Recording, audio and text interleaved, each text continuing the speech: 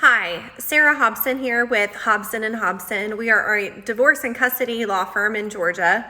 I wanted to give you some tips when you are looking to hire a divorce attorney. When you're starting to think about filing for divorce, or perhaps you've been served with a divorce, there are some questions you should be asking. So I'm going to go through a list of questions and I'll tell you what our firm's answers are. The first one would be, how long has your firm been established? You do want to have a firm representing you that has solid establishment in the county where you'll be filing your divorce. It's important that the firm that you go with has a very good reputation with the court, meaning that they have the court respects them, they have a lot of credibility with the court, and the court knows that this firm is never going to lie or cheat or misrepresent facts, and that they are litigators. They're also not going to make their clients just take a settlement because they're afraid of the courtroom. The next question would be, what proportion of your practice is devoted to family law, and how many divorces have you handled in the past 6 months? Our firm has represented well over 200 divorce cases in the last 6 months. Some of them are still active. We are 100% of our firm is 100% devoted to family law, which is divorce and custody, adoption, prenuptials, anything regarding domestic relations. That is what our firm handles. We used to also handle criminal defense, but we decided to really exceed in the domestic relations practice area and really focus on divorce and custody, and we really love to do modifications of custody as well. It's important to have a firm that is not practicing threshold law. That is when you hire a firm where they are a jack of all trades and a master of none. So there are firms who, and threshold law just simply means that they take whatever comes in the door. So it's really important that you hire a firm that they are really devoted to making an impact to the divorce industry, to making an impact to divorce laws. And that's what our firm is. Another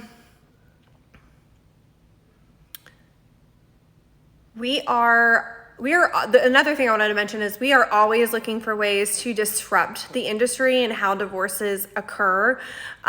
We do love to get the really sticky, complex divorces. We do, of course, represent people who have uncontested divorces as well, but we do not do a lot of uncontested divorces because we really do speak to the market of people who are going through a really tough time, meaning that they have high assets that need to be divided. They have a business that we need to do a business valuation. There's some complex custody issues, perhaps even some substance abuse issues. Those are the types of cases that we love. We love the really challenging divorce and custody cases. Another question you should ask is, how often do you represent the wife and how often do you represent the husband? The answer for Hobson & Hobson would be, it's a healthy mix. We do in our marketing speak to dads a lot, and there's a few reasons for this. It's not that we don't represent moms. We do represent plenty of moms. We represent plenty of grandparents, but it's really an issue close to my heart. I grew up without a father, and obviously that comes with a lot of obstacles to overcome as a child who doesn't have a father figure in their life. So when I see a dad come to our firm who is willing to fight and be invested to stay in their child's life and to be a positive influence in their child's life, I just really feel good about helping people like that. And also in many parts of Georgia, it is still difficult. It's not fair, but the dad is still, he's at a disadvantage. So it is a more challenging case sometimes to represent the father when there's a custody dispute. And like I said, we're a scrappy law firm, and we like the battles really. And we like to really exceed in court and out-prepare and outwit the opposing party to make sure that the best interest of the children is being served through the judicial system. Okay, another question. How many cases have you handled that involve high assets, complex finances? So really, this next question, you're going to be asking, what type of issues you're experiencing with your family. So is it that there's high conflict between the parties? Is there infidelity? You want to know, how often does this firm handle issues like that? As I just said several times before, our firm really enjoys the complex cases. We enjoy representing people who are going through a major high conflict event in their life where they are trying to do their best to have a brighter future, and they really need help. It's involving a lot of strategy and a lot of preparation. That's really what our firm is geared towards. Okay, another question would be, when you're doing your consultation with a law firm, you're going to need to ask, will you be handling my case exclusively, or will other attorneys be working on my case as well? If so, who are they and can I meet them? At our firm, we do have a limit to how many cases one attorney is permitted to have on their docket. You can kind of compare it to schools where there's a limit on it, or there should be, if it's a good school, a limit on the student to teacher ratio. That's basically the same thought process that when I founded this firm, that's something that I valued. We do not want one attorney to have a major high volume of cases, because one of our values at our firm at Hobson & Hobson is client communication. You'll notice on our Google reviews, I think we have 2 negative reviews, and they are around that they were billed for the amount of communication that we provided. I see that as a good thing. When you look at other firms, a lot of the bad reviews are about the attorney never communicated with me. I didn't know what was going on in my case. That's actually a major reason why attorneys lose their bar license, is a lack of communication with the clients. So our culture at our firm is all about keeping the client informed, being available to the client during normal working business hours, because I do want my team to be able to go home, recharge, and refuel so that they can get back in the saddle the next day ready to fight. So we do have team meetings where there's a case review and we go through each of the meetings. And really it's a time when the attorney, who's the lead attorney on the case, is going to be pitching their strategy to the rest of the firm. And we're giving feedback on that. We're also talking about if there was, another attorney had an experience with this particular judge, and they know this particular judge has they're a stickler for this particular issue, that knowledge is being passed around. So you get more of a mastermind on the strategy of your case. So because we are a firm and not a solo practice, it could be that your case is being handled by an attorney that's one other than you do the consultation with. But what we always say is, after your consultation and after you decide to retain our firm, the first thing that's going to happen is you're going to have a couple of meetings. One is going to be with your assigned paralegal, and she's going to start going through what documents you need to start gathering, and she's going to help you start filling out certain forms that will need to be filed initially in your case to get the case going. Another meeting is going to be with your assigned attorney. If at that meeting you just feel like, no way, I don't feel comfortable with this person, I don't feel like we're a good match, there's a few things we can do. One, we can refund your retainer, the unused portion of your retainer, or we can have you consult or do a strategy meeting at no charge with another associate at our firm. It has never happened. This is why, this is 100% satisfaction guarantee that you're going to like the attorney that you're working with. There has been times where people give us feedback where they feel, hey, I just want to make sure that this attorney understands my position and that I'm communicating and articulating everything the way I need to be. And we, as a firm, will always make sure that your feelings, your strategy, your desires are being communicated, and they're getting to the right person who can get that strategy and execute on it. The other important thing, I think, the other advantage to hiring a firm like ours that does have that team approach and that team culture is that when you do hire a solo practitioner, meaning just a one attorney who's all on his own, and I don't want to insult anyone because I have many colleagues that are solo practitioners. There is a disadvantage though, because it is one attorney. If they get a major influx of cases at one time, that does mean that they're going to have less availability. They could be stretched very thin. And the timing of your case moving along is completely dependent on them, their life, their health. So if they get sick and you're set for a final hearing, your hearing will have to get moved because there will be no one else in the firm who can assist and jump in and get your case moving, get your divorce resolved. So that is, just to be candid, one of the major benefits of hiring a firm that has many attorneys and who are being made aware of what's going on with your case and giving an approval of and testing and challenging the strategy that your assigned attorney is proposing. Another question. Okay, what is your general philosophy on divorce cases? What proportion of your cases do you resolve through settlement and what proportion through trial? It's really dependent upon a number of factors. We always try to explain the cost benefit of going to trial versus settling, coming to a settlement agreement to the clients. Ultimately, we do not put our values, our personal opinions on our clients. That is one of the values of our firm.